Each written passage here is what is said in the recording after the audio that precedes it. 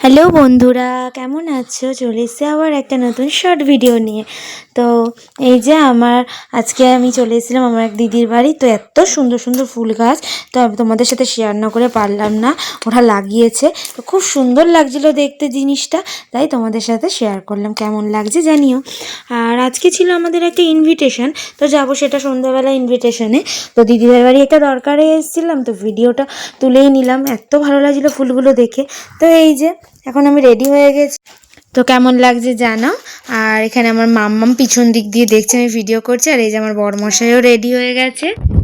তো যেহেতু বাড়ির কাছে সেহেতু একটু লেটেই বেরাচ্ছি। তো এই যে বেরিয়েও পড়েছি, আর একদমই বাড়ির কাছে, মানে 2 মিনিট যেতে লাগে।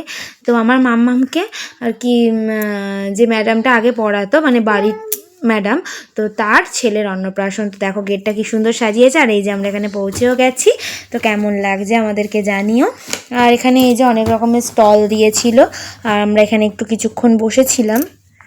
তো বেশিক্ষণ, অনেকটা রাত হয়ে গেছিলো, তো বেশিক্ষণ আর ওয়েট করব না, একেবারে সোজা চলে যাব খাওয়ার ওখানে।